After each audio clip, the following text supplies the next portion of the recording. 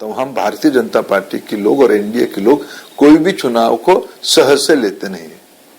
हमारी सामान्य कार्यकर्ता से सर्वोच्च नेता तक प्रधानमंत्री नरेंद्र मोदी उसको खुद लीड करते हैं, सामने से लीड करते हैं, अपने की हुई कामों की विवरण देते हैं, उनको लोगों को निवेदन करते हैं, रिपोर्ट कार्ड देते हैं और विपक्ष की गुमराह करने वाले बातों को उजागर करते हैं, उनकी दोगलेपन को उजागर करते हैं।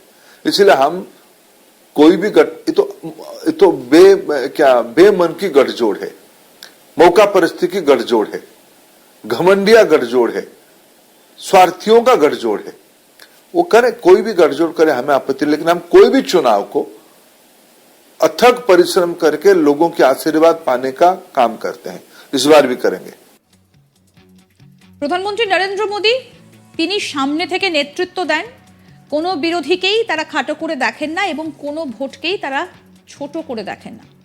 সমস্ত ভোটই তাদের কাছে বড় ব্যাপার, এমনটাই বললেন ধর্মেন্দ্র প্রধান। তার বক্তব্য আপনাদেরকে শোনালাম। তিনি স্পষ্টতই বললেন যে কোনো ভোটকেই তারা ছোট করে দেখেন না এবং কোনো বিরোধী তাদের কাছে ছোট নয়, সমস্ত বিরোধীদেরকেই তারা চ্যালেঞ্জের চোখে দেখেন। প্রশ্নটা এখান থেকেই উঠছে, তাহলে কি বিরোধী এই ইন্ডিয়া জোটকে ভয় পাচ্ছে বিজেপি? প্রশ্নটা সেখান থেকে উঠে আসছে খুব স্বাভাবিকভাবে। মোদী সরকারের মন্ত্রিসভার এক সদস্যের মুখে এই কথায় কিন্তু এবার বিপাকে পড়ে গিয়েছে বিজেপি। বিরোধী ইন্ডিয়া ব্লককে শুরু থেকেই আক্রমণ শানিয়ে এসেছেন প্রধানমন্ত্রী নরেন্দ্র মোদী। কখনো তিনি বলেছেন যে এই জোটের কোনো ভবিষ্যৎ নেই, এই জোটের শরিক দলগুলো তাদের কোনো ভাবনা চিন্তা নেই, এবং এই জোটকে ইন্ডিয়ান মুজাহিদিনের সঙ্গে পর্যন্ত তুলনা করেছেন যে ইন্ডিয়া মুজাহিদিনে ইন্ডিয়া আছে, এই জোটের নাম ইন্ডিয়া। আবার ইস্ট ইন্ডিয়া কোম্পানির নামের সঙ্গে তুলনা করেছেন বিরোধীদের এই জোটকে, এবং বিরোধীদের জোটকে বারবার করে কটাক্ষ করেছেন প্রধানমন্ত্রী নরেন্দ্র মোদী। বিভিন্ন কাজের খতিয়ান তুলে ধরে এই ইন্ডিয়া জোটের প্রত্যেকটা যে শরিক দল তাদেরকে একেবারে টু দ্য পয়েন্ট আক্রমণ শানিয়েছেন প্রধানমন্ত্রী। কিন্তু মোদী মন্ত্রিসভার এক মন্ত্রী, তাকে একই বলতে শোনা গেল যে শেষ পর্যন্ত কি তাহলে ইন্ডিয়া জোটকে ভয় পাচ্ছে বিজেপি? ভয় পাচ্ছেন তারা? তার এই বক্তব্য এক কথায় বলা যেতে পারে মোদী সরকারের মন্ত্রিসভার এক সদস্যের মুখে এই কথায় একেবারে বিপাকে পড়ে গিয়েছে বিজেপি। কারণ তার বক্তব্য আপনাদের শোনালাম, তিনি বলছেন বিরোধী ইন্ডিয়া জোট সত্যিকারের চ্যালেঞ্জ। আসুন আপনাদের আরো একবার শোনাই কি বললেন ধর্মেন্দ্র প্রধান। तो हम भारतीय जनता पार्टी के लोग और एनडीए के लोग कोई भी चुनाव को सहज से लेते नहीं है। हमारी सामान्य कार्यकर्ता से सर्वोच्च नेता तक प्रधानमंत्री नरेंद्र मोदी उसको खुद लीड करते हैं, सामने से लीड करते हैं, अपने की हुई कामों की विवरण देते हैं, उनको लोगों को निवेदन करते हैं, रिपोर्ट कार्ड देते हैं और विपक्ष की गुमराह करने वाले बातों को उजागर करते हैं, उनकी दोगलेपन को उजागर करते हैं। इसलिए हम कोई भी बेमन की गठजोड़ है, मौका परिस्थिति की गठजोड़ है, घमंडिया गठजोड़ है, स्वार्थियों का गठजोड़ है। वो करे, कोई भी गठजोड़ करे, हमें आपत्ति, लेकिन हम कोई भी चुनाव को अथक परिश्रम करके लोगों के आशीर्वाद पाने का काम करते हैं। इस बार भी करेंगे। तो हम भारतीय जनता पार्टी के लोग और एनडीए के लोग कोई भी चुनाव को सहज से लेते नहीं है। বিরোধী জোটের নামের জেরে দেশের নাম বদল নিয়েও রাজনীতি করেছে বিজেপি। এই আবহে বিরোধী জোটকে সত্যিকারের চ্যালেঞ্জ বলে আখ্যা দিলেন মোদী মন্ত্রিসভার গুরুত্বপূর্ণ সদস্য তথা কেন্দ্রীয় মন্ত্রী ধর্মেন্দ্র প্রধান।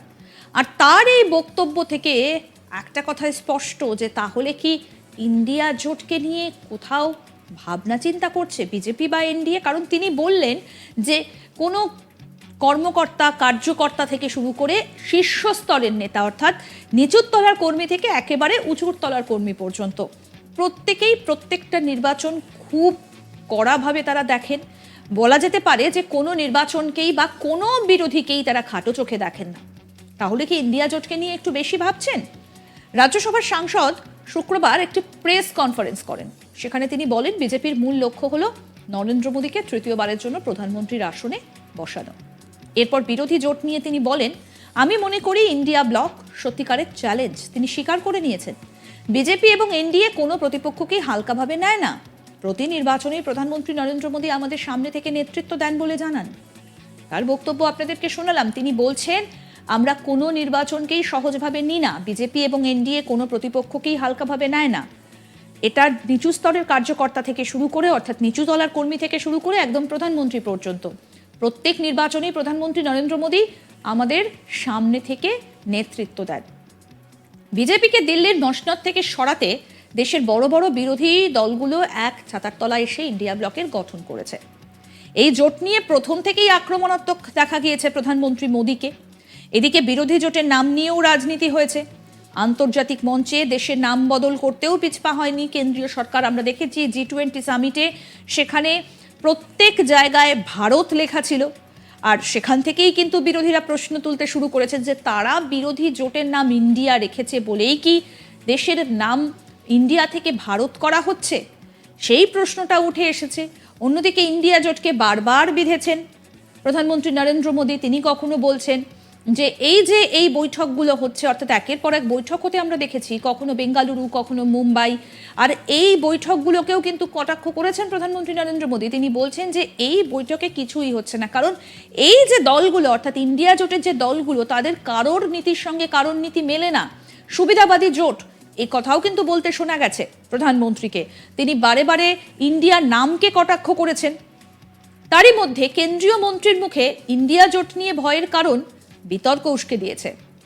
এর আগে 2004 সালের নির্বাচনে তিনি ওড়িশার দেওঘর আসন থেকে ভোটে লড়ে জিতেছিলেন, অর্থাৎ ধর্মেন্দ্র প্রধান জিতেছিলেন, সেই কথাই আমরা বলছি। তবে সেবারে বিজেপি নির্বাচনে কিন্তু হেরে গিয়েছিল।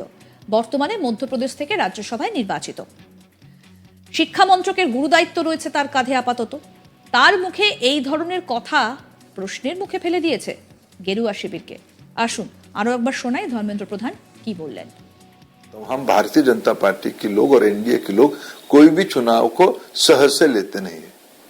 हमारी सामान्य कार्यकर्ता से सर्वोच्च नेता तक प्रधानमंत्री नरेंद्र मोदी उसको खुद लीड करते हैं, सामने से लीड करते हैं, अपने की हुई कामों की विवरण देते हैं, उनको लोगों को निवेदन करते हैं, रिपोर्ट कार्ड देते हैं और विपक्ष की गुमराह करने वाले बातों को उजागर करते हैं, उनकी दोगलेपन को उजागर करते हैं। इसलिए हम कोई भी बेमन की गठजोड़ है, मौका परिस्थिति की गठजोड़ है, घमंडिया गठजोड़ है, स्वार्थियों का गठजोड़ है।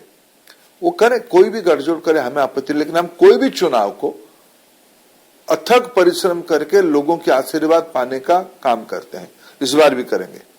तो শিক্ষা মন্ত্রকের গুরু দায়িত্ব রয়েছে এই মুহূর্তে ধর্মেন্দ্র প্রধানের ওপর, আর তার এই ধরনের বক্তব্য, অবশ্যই মোদী মন্ত্রিসভার একজন গুরুত্বপূর্ণ মন্ত্রী, আর তার এই বক্তব্য ইতিমধ্যেই কিন্তু যেটা সামনে এসেছে সেটা নিয়ে কিন্তু আবার রাজনৈতিক আকচাকচি বাড়তে চলেছে। কারণ তাহলে কি ইন্ডিয়া জোটকে নিয়ে ভয় পাচ্ছে বিজেপি বা এনডিএ? প্রধানমন্ত্রী কি তাহলে ভয় পাচ্ছেন?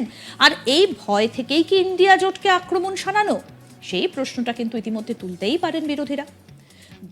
যত ভোটের দিন এগিয়ে আসবে, যত 2024 দোরগোড়ায় আসবে, ততই কিন্তু এই রাজনৈতিক দড়ি টানাটানি আরো বাড়বে।